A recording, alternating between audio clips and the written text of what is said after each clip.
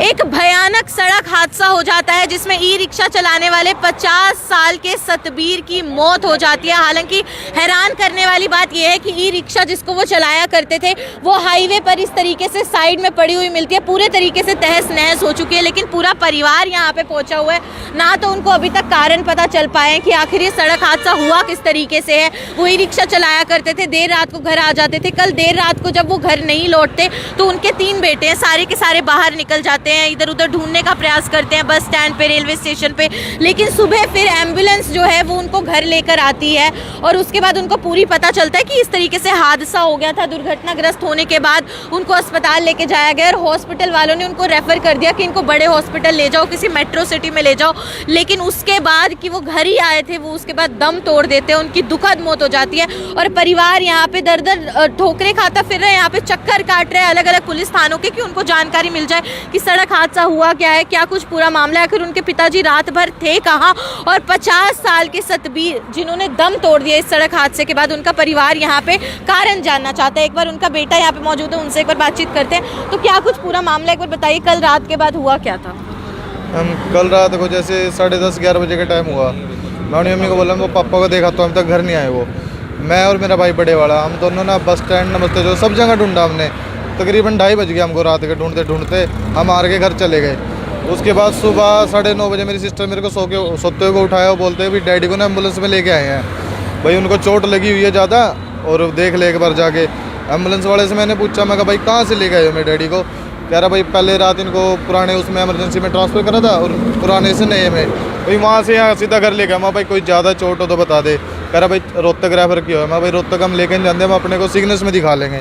मगर हम इतना चलो उनसे उतरवा के हमने लिख के उनको दे दिया।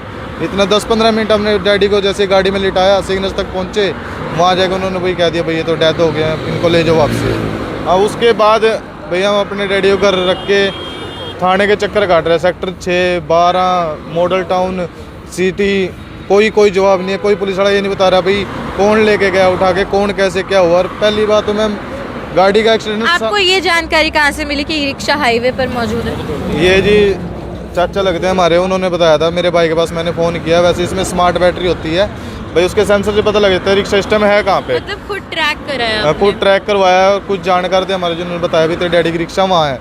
तो यहाँ आके हमने देखा कि रिक्शा ऐसी कंडीशन में है जिसमें इसके आगे से एक्सीडेंट हुआ है, इनका फेस उस तरफ है और देखने वाले वही बता रहे हैं कि इनका कोई पता नहीं, कोई कुछ नहीं, पुलिस वाले कोई जवाब नहीं दे रहे।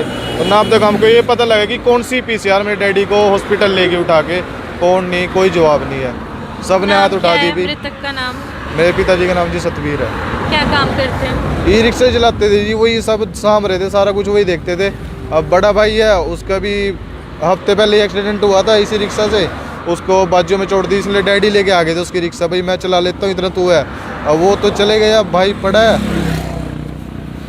बिल्कुल आप देख सकते हैं कि 50 साल की उम्र थी और किस तरीके से परिवार को ये भी नहीं पता चल पाया कि उनके पिता रोज़ की तरह ई रिक्शा चलाने का काम करते थे। बाहर जाते हैं, 10 साढ़े 10 हो जाती है, परिवार को स्ट्रेस होने लगता है, परेशानी होने लगती है। वो बाहर जाते हैं, ढूंढने का प्रयास करते हैं, थक हार के सो जाते हैं कि पिताजी वापस घर लौट आएंगे। लेकिन सुबह एम्बुलेंस उनको लेकर आती है और बोलती है कि इस तरीके से उनका हादसा हो गया था पिछली रात। उसके बाद उनको अस्पताल लेके गए, लेकिन उसके बाद उनकी दुखद मौत हो जाती है। इससे पहले कि उनको किसी और अस्पताल में लेकर जाते, इलाज के लिए किसी और डॉक्टर को दिखाते, उससे पहले ही सतबीर जी दम तोड़ देते हैं। और परिवार को कोई कारण नहीं स्पष्ट हो पाया, उनको ये नहीं पता कि जब सड़क हादसा हुआ किस तरीके से हुआ, आखिर ई रिक्शा इतने बुरे तरीके से तहस नहस कैसे होगी, कौन से थाने की पुलिस यहाँ पे पहुंची थी। अलग अलग थानों के वो चक्कर काट रहे हैं, न्याय की गुहार यहाँ पे लगाई जा रही है कि पहले तो उनको ये पता चल पाए कि किस तरीके से घर से सही सलामत निकले उनके पिताजी। इस हालत में घर लौटते हैं, दम तोड़ देते हैं और आखिर कौन सी पुलिस है, कौन है जो अब उनको उनके सवालों का जवाब देगा। ये परेशानी परिवार को कहीं ना कहीं खल जरूर रही है। और सबसे दुखद बात यह है कि सड़क हादसे तो लगातार बढ़ते ही जा रहे हैं। आज भी सबने देखा कि धुंध कितनी ज़्यादा है, ठंड होने लगी है, मौसम खराब होने लगी है। है।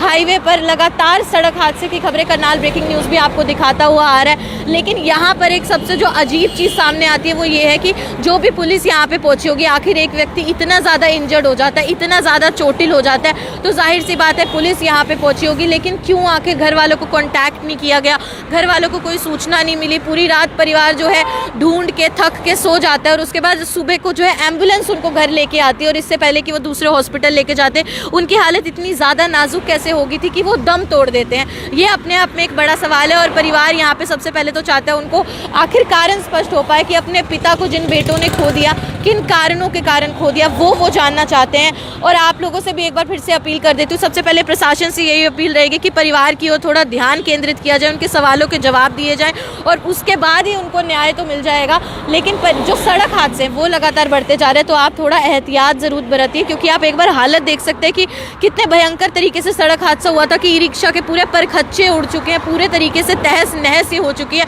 और देख के अंदाज़ा लगाया जा सकता है कि जो व्यक्ति इसमें मौजूद रहा होगा वो कितना जख्मी हुआ होगा। लेकिन किस तरीके से टक्कर होती है, कैसे सड़क हादसा होता है, परिवार को तो वो भी अभी तक पता नहीं चल पाया। तो थोड़ा प्रशासन भी इस और ध्यान केंद्रित करे, परिवार के लिए थोड़ी मदद की जाए। और उसके अलावा सड़क हादसे लगातार बढ़ते जा रहे हैं। करनाल ब्रेकिंग न्यूज़ एक जिम्मेदार संस्थान होने के नाते अक्सर ऐसी खबरें दिखाते हुए अपील करता है, तो थोड़ा जब भी आप ड्राइव कर रहे हैं, अपने वाहन को चला रहे हैं, गति को आप नियंत्रण में रखिए, यातायात नियमों का आप पालन कीजिए। अपनी जिम्मेदारी तो आपकी है ही है, लेकिन बाकी जो लोग वहाँ पे मौजूद है उनकी जान की जिम्मेदारी भी आपके ऊपर होती है। भव्य नारंग, करनाल ब्रेकिंग न्यूज़।